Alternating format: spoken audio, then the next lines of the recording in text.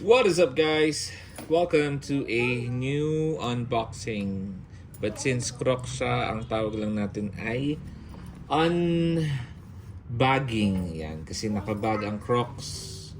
So, this is a Crocs that my wife copped sa may NLEX pauwi ng Norte.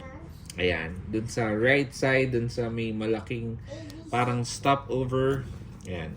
So, without further ado, there you go. It's a purple Crocs, not the usual Crocs. It looks like a wedged flip-flops para sa mga babae. Yan. Bet na asawa ko yung ganitong colorway. It's like a light purple something. And so, we bought it for 1,999 only, and then dun sa Crocs store na yun, dun sa NLEX part na yun, buy one take one yung gibbets. So she got a pair. It's a buy one take one, so this costs only 500. Tama, 500, no? 595 for a gibbet. Kasi dalawa siya. So, ito yung original na gibbets. Di pa ako nakita ng fake. I think it's really a good deal. Considering na, ayan, meron siyang parang mga image na pag ginanon mo siya, dinangle-dangle mo siya, parang talagang bakal. And my wife got the moon with some what's that? Oh, it's XV3. It's 18. I'm not sure what does that mean, but yeah, it's looks cute. Looks cute. Dun sa store na yun, may mga gibbets dun on a set. It's like 1,500. 5 pairs or 5 gibbets na yun. Like they have Harry Potter, Pokemon, and Star Wars. So ayun.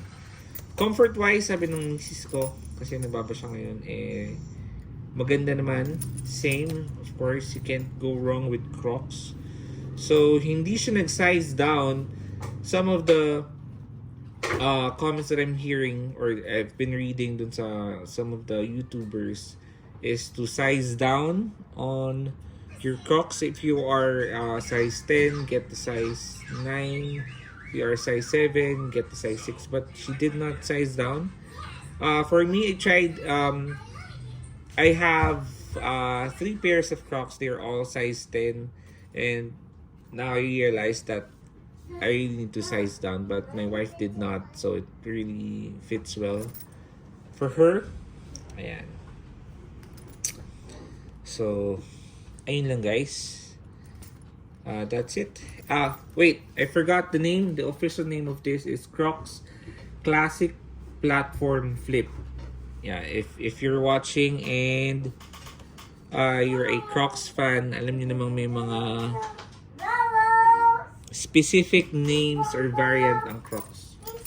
So, hindi muna ako bumili ng sa akin kasi I opted for a Stan Smith, which I will unbox once it arrived. So, yan, Stan Smith era na tayo, guys. Yan, ingin na ng anak ko.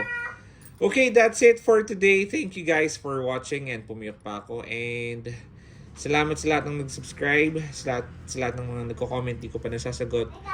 I'll get back to you guys sa mga iba kong videos.